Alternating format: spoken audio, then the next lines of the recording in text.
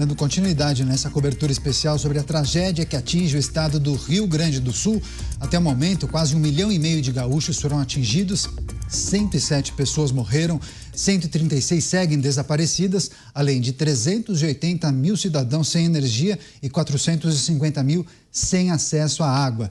E em meio a toda essa catástrofe, 6 indivíduos foram presos sob suspeita de envolvimento em casos de estupro em abrigos localizados na região metropolitana de Porto Alegre.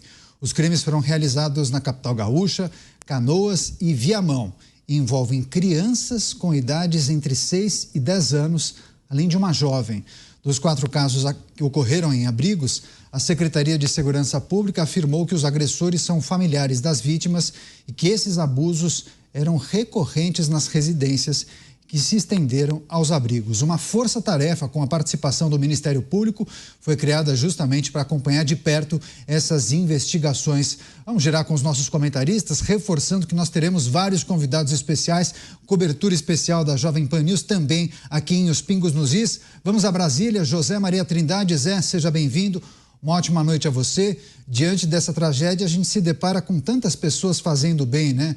Ajudando o próximo, mas também cada história complicada, como esses casos de estupros que aconteceram e foram identificados na região metropolitana de Porto Alegre, Zé. Pois é, olha, Daniel, desculpa, houve um problema técnico aqui, eu não escutei a parte inicial da sua pergunta. Você pode, por favor, fazer um resumo? Não, claro que sim, Zé. Trouxemos a informação, a notícia de que suspeitos de estupros em abrigos que várias pessoas que perderam suas casas estão nessas localidades na região metropolitana de Porto Alegre. Esses suspeitos foram detidos justamente por cometerem esses crimes contra crianças e jovens, a Maria, em meio ao caos, essa tragédia, né? Exatamente. Olha, há uma preocupação no Rio Grande do Sul exatamente com essa área de segurança pública. Me dizem aqui parlamentares do Rio Grande do Sul de que a identificação é de que são bandidos já e essas áreas alagadas já têm dificuldades na área de segurança pública e que estão se aproveitando deste momento. Por isso mesmo, o governador do Rio Grande do Sul pediu ajuda aos estados. Vários estados, inclusive ali o vizinho Santa Catarina, mandaram tropas especiais. Santa Catarina mandou um pelotão de operações especiais exatamente para conter os saques, os estupros e esse tipo de atividade. Nos abrigos, me informou também um dos parlamentares, alguns foram presos porque cometeram os estupros antes da inundação e lá, como há uma assessoria muito importante, assessoria psicológica e de conselho tutelar, lá foram descobertos os maus tratos e estupros. Então, diante da descoberta, é que se prenderam os acusados. E alguns casos foram durante mesmo o processo de retirada de pessoal. A ideia que se tem, no geral, é de que o governador está agora avaliando setor por setor e pedindo ajuda aos estados para conter inicialmente esta violência. Toda violência é deplorável, é horrorosa, mas esta violência diante de um processo assim, ela é muito mais cruel, muito mais grave. Em alguns países, crimes cometidos nesta situação são combatidos com pena de morte, e pena de morte imediata ali, porque realmente é o absurdo do absurdo. Agora, o interessante é que um governador me disse que o governador do Rio Grande do Sul já está solicitando ajuda na área operacional, na área de planejamento, pedindo profissionais práticos e conhecedores da área de planejamento. Na semana que vem, Eduardo Leite estará aqui em Brasília exatamente para reiniciar tratativas com o governo na área de planejamento futuro. Então, o momento agora, segundo me informaram, é de planejamento setorial, uma parte de atender e já pensando no futuro. Ninguém sabe exatamente o que vai acontecer depois que as águas baixarem. Nem o aeroporto. Já se fala em reconstrução ou construção de outro aeroporto. Notícia que chama atenção, vamos chamar o Roberto Mota. Mota, seja bem-vindo, ótima noite a você. Foram detidos esses suspeitos de praticarem estupros, violência sexual contra menores de idade em abrigos na região metropolitana de Porto Alegre. Mota. Não há nenhuma novidade nisso, né, Caniato? Infelizmente, o Brasil é o país da impunidade. Já era antes dessa catástrofe acontecer no Rio Grande do Sul.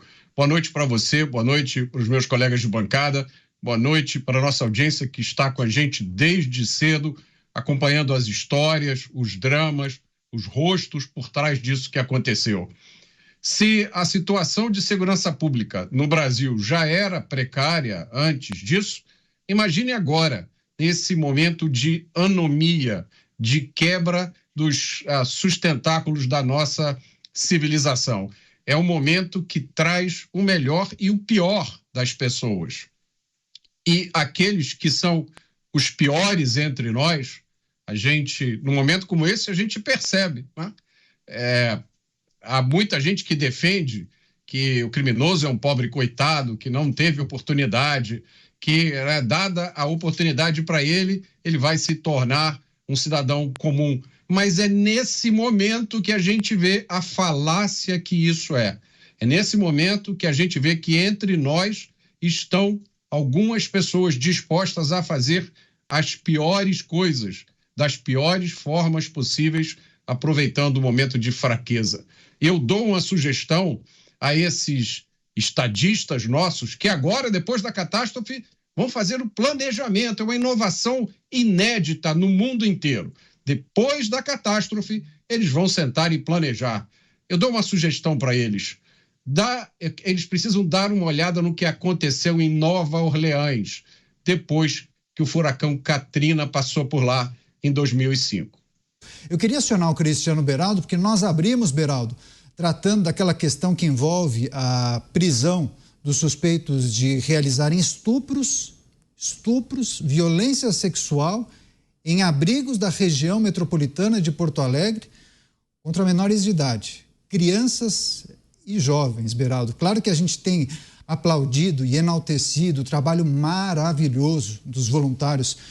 Quanta coisa bonita que a gente acaba se deparando diante de uma tragédia como essa, mas também a gente acaba tendo acesso a seres humanos eu nem vou usar o termo que eu gostaria, mas assim, são um dos piores exemplares de seres humanos, né, Cristiano Beraldo? Gente que se aproveita da situação e comete um crime, um estupro contra crianças e adolescentes em abrigos. Que é preciso refletir nesse momento, Beraldo? Pois é, Caniato, realmente uma situação que a gente fica sem palavras para descrever. É uma característica, assim, muito triste de uma parte da sociedade doente, absolutamente doente. Alguém que, diante de uma situação como essa, tem a iniciativa de se aproveitar, seja cometendo roubos, né, e todo tipo de crime material, a gente ainda vê essas pessoas se aproveitando, abusando sexualmente de jovens e crianças.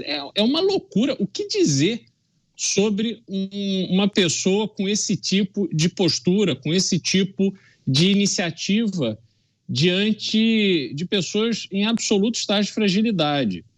E aí a gente tem que voltar para um tema que a gente discute muito aqui. Quais são os exemplos que são dados na sociedade brasileira por parte das autoridades?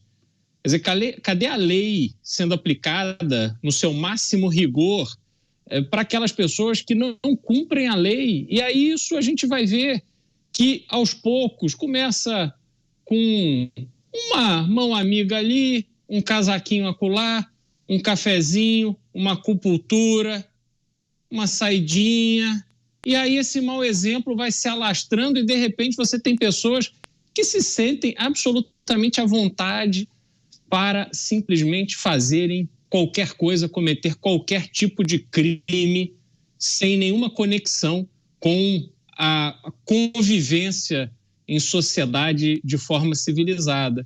Então, isso é muito triste. Nesse momento, mostra como essa doença está avançada em parte da sociedade brasileira.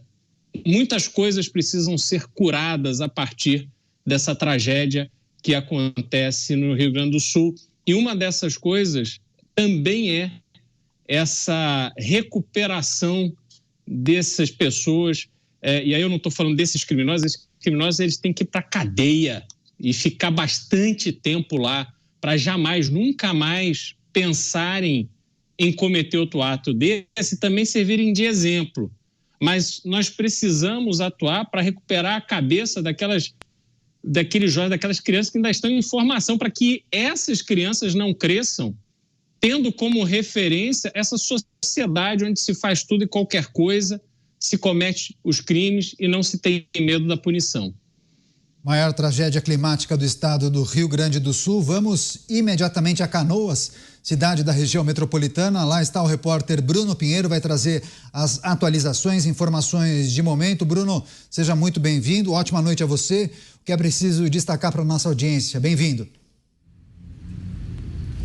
Ótima noite a você, a quem nos acompanha. Uma noite gelada que hoje, na verdade, uma quinta-feira gelada. A gente observa que as pessoas já vão colocando os seus agasalhos, porque a noite começa a chegar e essa é uma hora muito difícil, porque as pessoas começam a ir em alguns hospitais para encontrar o irmão, a mãe ou alguém que está desaparecido e encerra mais um dia sem conseguir encontrar essa pessoa que segue desaparecido. Conversei hoje à tarde com nomes da investigação da Polícia Civil sobre informações de uma criança de 7 meses que nós já contamos aqui ontem e a linha de investigação não avançou ainda. Eu estou aqui no hospital novamente, esse hospital universitário. Ao lado esquerdo observo viaturas das forças de segurança e a todo instante ambulâncias acabam chegando aqui nesse hospital.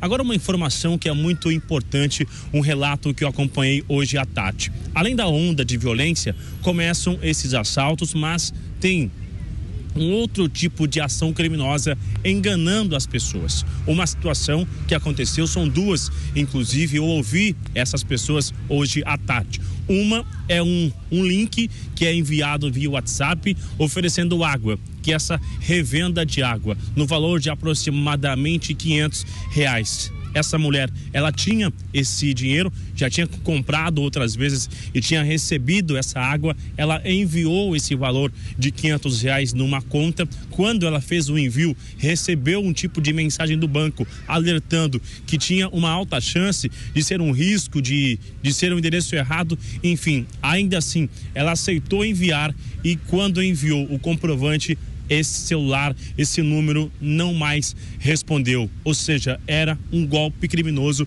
e de fato a água não chegou. Ela estava na ânsia, tinha a necessidade, idosos na residência e acabou levando esse valor de R$500. De um outro lado, uma outra história, um homem que se diz que tinha uma aeronave, um helicóptero, no valor de R$4.000, iria resgatar uma família que estava numa residência, só que era necessário antecipar 50% do valor, ou seja, cerca de R$2.000. Estava chovendo. Essa mulher ficou com receio, com uma dúvida, porque já que estava chovendo, não tinha como fazer o resgate e foi consultar alguns amigos sobre esse valor e foi orientada que isso não era verdade, que era um golpe. E aí ela acabou não repassando esse valor, mas isso tem acontecido. São diversos os relatos de oportunistas, de criminosos que estão aproveitando esse momento muito sensível, muito delicado e cometendo esse tipo de ação. É isso, Bruno Pinheiro trazendo as atualizações, situação muito difícil, além dos casos de roubo, furtos, saques, estupros. Tem esse episódio destacado pelo Bruno Pinheiro, aproveitadores, né, aplicando golpes nas pessoas de bem. Bruno, eu vou pedir por gentileza que você continue com a gente. Giro de perguntas para a gente atualizar a nossa audiência. Roberto Mota, começo com você. Bruno, como é que está o abastecimento de comida nos supermercados e de medicamentos nas farmácias? Já existe essa informação em alguns supermercados, de que as pessoas tenham o entendimento, essa irmandade em dividir, em ter uma certa limitação de compras e quantas unidades. Claro que o atendimento também acaba sendo reduzido, porque os funcionários estão em regiões que foram afetadas, estão alojados, não tem roupa para conseguir retornar às suas atividades. Então, diante disso, até mesmo em supermercados, em algumas lanchonetes, já tem essa informação que o que eles oferecem está sendo de forma reduzida, já que esse abastecimento está comprometido e que também não tem os funcionários para que possa atender da forma que era anteriormente. Então, já tem essa dificuldade. Claro que quando acontece uma situação como essa, logo nos primeiros dias, as pessoas que têm recurso, elas já fazem uma compra alta para aumentar o estoque, para conseguir, né, ficar ali um certo tempo sem fazer uma compra. Então, isso também acaba ajudando nesse esvaziamento de estoque. Então, é importante nesse momento. Continua ainda chegando, mas como algumas rodovias ainda não foram liberadas, acaba tendo a dificuldade de chegar até os municípios que foram afetados. Algumas compras que foram realizadas estão chegando e outras ainda não têm um tempo certo de que vai conseguir chegar para aumentar, para reabastecer esse estoque dos supermercados. As atualizações diretamente do Rio Grande do Sul com o repórter Bruno Pinheiro. Agora você, José Maria Trindade, uma pergunta. Bruno, eu queria, Bruno, ficar aí solidário a você. Você está fazendo um trabalho muito importante, muito bom, intenso, como deve ser, e parabéns. Olha, Bruno, eu recebi notícias aqui de que a onda de violência aí aumentou muito. O governador de Santa Catarina, o Jorginho Melo, me disse que mandou para lá um batalhão inteiro, o BOP, né, o Batalhão de Operações Especiais. E que há casos aí de que pessoas estão fazendo resgate, que bandidos chegam e tiram, tomam o barco inteiro e saem e fogem. Quer dizer, não é brincadeira e não é notícia falsa de que a violência aí aumentou muito e está uma área perigosa, né? Exatamente, Zé. Antes, muito obrigado. Fico honrado em receber o apoio, né, de toda a equipe aqui dos Pingos e de quem nos acompanha. Estamos aqui para tentar levar a informação e o relato da vida real, de fato, sobre o que está acontecendo. Vamos lá, respondendo sobre esses assaltos. Já são regiões que já tinham esse índice aqui, Zé, de uma insegurança, que os criminosos já atuavam naquelas regiões que tinham arma de fogo, que tinha a comercialização de entorpecente. Então, quando há uma operação da Polícia Militar, né, na última segunda-feira, houve esse confronto armado. Então, diante disso, numa região específica, acontece um incidente, um confronto como esse, lá aumenta a segurança. Hoje, na parte da manhã, logo nas primeiras horas, estive numa região que eu vi realmente a força de segurança chegando, a Força Nacional, homens da Polícia Civil, homens da Polícia Federal, da Polícia Rodoviária Federal, porque de fato aumentou essa violência. Como tem muita gente de fora, de outros estados também, então começa a haver essa sensação de pessoas de fora que estão circulando e cometendo esse tipo de ação. E aí, durante esses resgates, né, eles acabam utilizando ali essas embarcações, levando embora essa embarcação, pelo menos foi o registro que teve da Polícia Militar, né, sobre essa ocorrência, porque eles acabavam utilizando para retirar também alguns armamentos e outros itens que estavam em residências de forma escondida. Então, isso tudo gera uma insegurança e até mesmo gerou um confronto entre alguém que estava esperando para ser resgatado, quando chega uma embarcação de um voluntário e um homem da guarda, e esse homem achou que era assalto, acabou atirando contra essa embarcação. Ninguém ficou ferido, mas esse é o nível de receio que as pessoas já têm durante a noite. Então, quando começa a escurecer, de fato fica um pouco mais complicado, porque gera sim essa insegurança.